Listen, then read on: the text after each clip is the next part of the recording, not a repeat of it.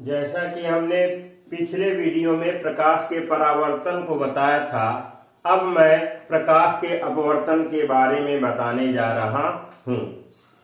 अपवर्तन का अर्थ क्या है, पहले ये समझो। अपवर्तन का मतलब होता है मुड़ना। अब किसका मुड़ना है? प्रकाश का मुड़ना। तो प्रकाश का अपवर्तन क्या है? जब प्रकाश की किरण एक माध्यम से दूसरे माध्यम में जाती है तो वह अपने मार्ग से विचलित हो जाती है। इस घटना को प्रकाश का अपवर्तन कहते हैं। एक माध्यम से दूसरे माध्यम, अपवर्तन के लिए कम से कम दो माध्यम होना आवश्यक है। अकेले माध्यम में कभी भी अपवर्तन क्रिया संभव नहीं है। अपवर्तन क्रिया के लिए दो या दो से अधिक माध्यम हो सकता है, एक माध्यम नहीं हो सकता है। तो हमने दो माध्यम दिखाया है, एक माध्यम वायु, दूसरा माध्यम जल। वायु का मतलब विरल, सघन, जल सघन, सघन माने होता है घना। अब हमने परिभाषा क्या बताया? जब प्रकाश की किरण एक माध्यम से दूसरे माध्यम में जाती है तो वह अपने मार्ग से कुछ विचलित हो जाती है। इस घटना को प्रकाश का अपवर्तन कहते हैं। जब प्रकाश की किरण विरल माध्यम से सघन माध्यम में जाती है तो अविलंब की ओर झुक जाती है। विरल माध्यम से सघन माध्यम मतलब जब प्रकाश की किरण वायु से जल में जाती है तो अविलंब की ओर झुक जाती है। इसके विपरीत जब प्रकाश की किरण जल से वायु में जाती है तो अविलंब से दूर हट जाती है, अर्थात सघन से विरल में जाती है तो अविलंब से दूर हट जाती है। तो प्रकाश का अपवर्तन, जब प्रकाश की किरण एक माध्यम से दूसरे माध्यम में जाती है तो वह अपने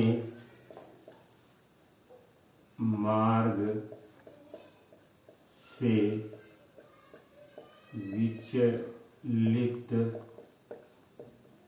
हो जाती है। इस घटना को प्रकाश का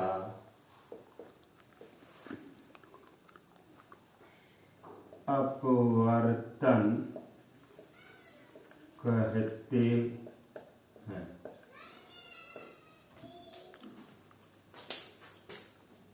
उदाहरण, अपवर्तन के उदाहरण क्या है?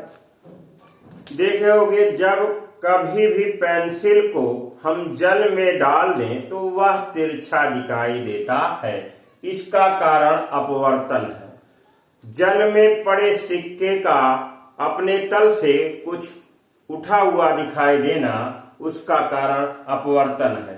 तो अपवर्तन का उदाहरण है जल में पड़े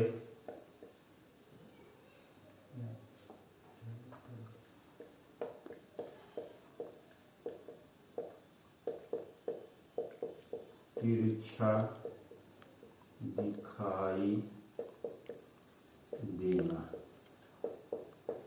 जल में पड़े पेंसिल का तिरछा दिखाई देना, यह अपवर्तन का उदाहरण है। अपवर्तन का कारण क्या है? अपवर्तन का कारण है भिन्न भिन्न माध्यमों में प्रकाश की चाल का भिन्न भिन्न होना। अपवर्तन क्रिया में चाल, तरंगदैर्घ्य, तीव्रता बदल जाती है परंतु आवृत्ति नहीं बदलती है। ये नोट रखना कि आवृत्ति नहीं बदलेगी चाल, तरंग दैर्ध्य और तीव्रता बदल जाती है। आवृत्ति नहीं बदलती। अगर आवृत्ति बदलती तो हम शब्दों को एक समूह के साथ नहीं सुन सकते, भिन्न भिन्न आवाज हमारे कानों तक पहुंचती। जैसे हम कह सकते हैं कि हम ऑर्केस्ट्रा का आनंद नहीं उठा सकते। अब प्रकाश के अपवर्तन और उसका उदाहरण हमने बता दिया है। अब प्रकाश का कारण हमने बता दिया। प्रकाश का कारण, प्रकाश के अपवर्तन का कारण क्या है वो बताने जा रहे हैं। अपवर्तन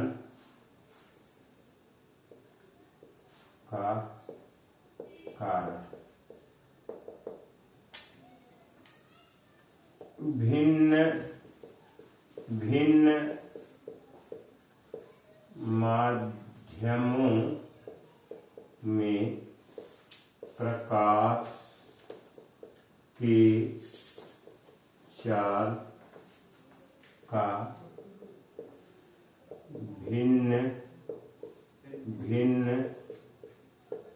होना। भिन्न भिन्न माध्यमों में प्रकाश की चाल का भिन्न भिन्न होना। इस क्रिया में चाल, तरंग दैर्ध्य,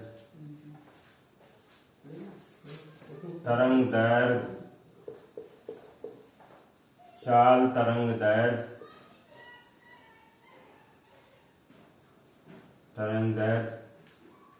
तीव्रता बदल जाती है, परंतु आवृत्ति नहीं बदलती।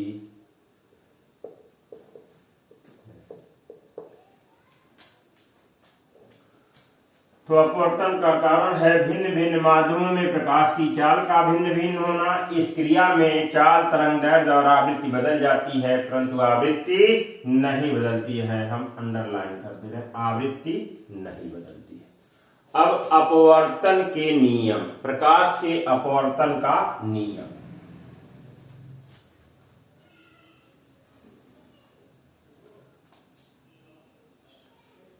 अपवर्तन के नियम, law of refraction. Law of refraction. प्रकाश के अपवर्तन के निम्न दो नियम हैं। प्रकाश के अपवर्तन के निम्न दो नियम हैं। पहला नियम क्या है? जब प्रकाश, पहला नियम है आपतित किरण, अपवर्तित किरण तथा आपतन बिंदु पर अभिलंब। आपतित किरण, अपवर्तित किरण तथा आपतन बिंदु पर अभिलंब तीनों एक ही तल में होते हैं। आपतित किरण, अपवर्तित किरण तथा आपतन बिंदु, आपतन बिंदु है, आपतन बिंदु पर अभिलंब तीनों एक ही तल में होते हैं। आपतित किरण और अपवर्तित किरण, इसका नाम क्यों पड़ा? क्योंकि अपवर्तन है तो दूसरे माध्यम में अपवर्तित किरण ही होगा। पहला नियम है आपतित किरण, आपतित किरण, अपवर्तित किरण तथा आपतन बिंदु पर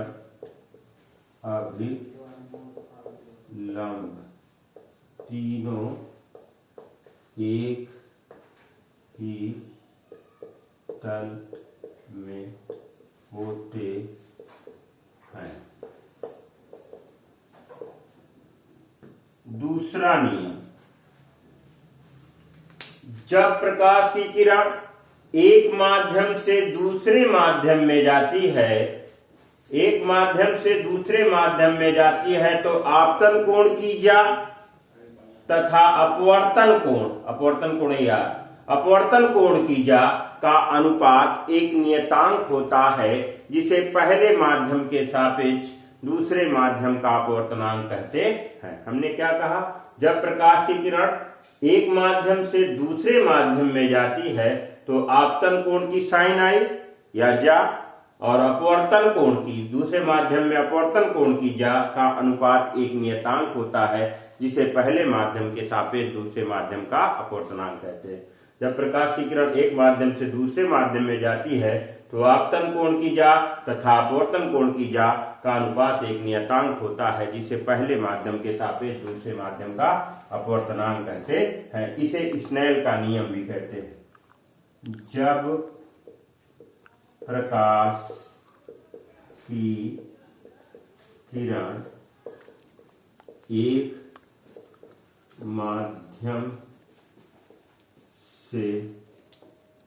एक माध्यम से दूसरे माध्यम में जाती है तो आपतन कोण की जा साइन आई, अपवर्तन कोण की जा साइन आर का अनुपात एक नियतांक होता है, जिसे पहले माध्यम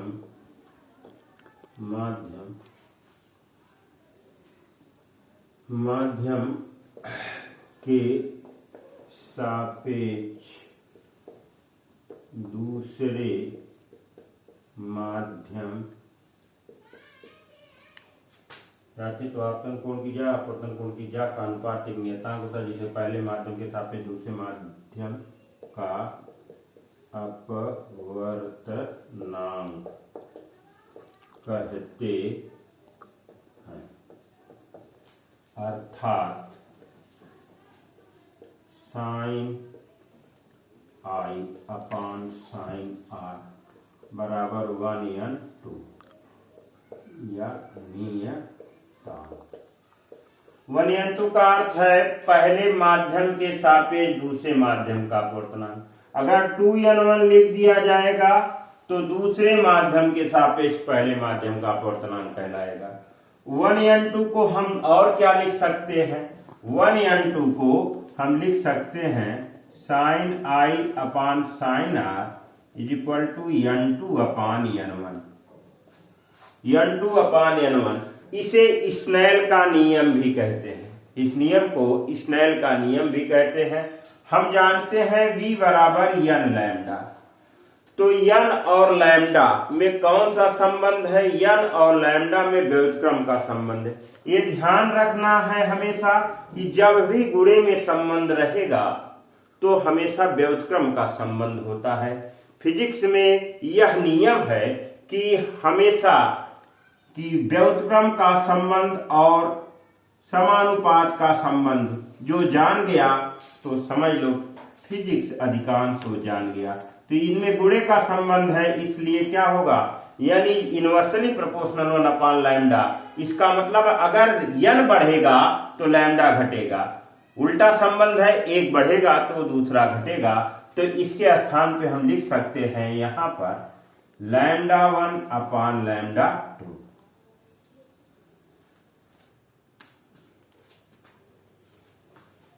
इसे स्नेल का नियम भी कहते हैं, इसे स्नेल का नियम भी कहते हैं। नोट में लिख सकते हो, जब प्रकाश की किरण विरल से सघन में जाती है तो अभिलंब की ओर झुक जाती है।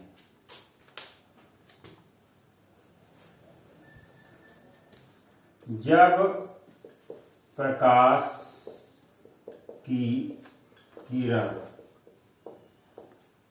वायु से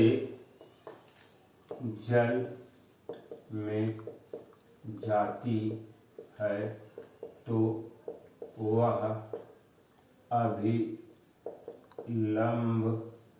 की ओर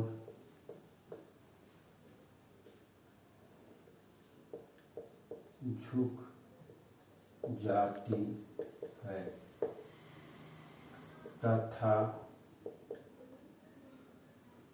जब वह जल से वायु में जाती है तो अभिलंब से दूर हट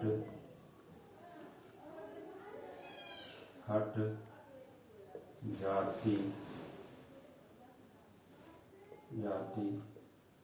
है।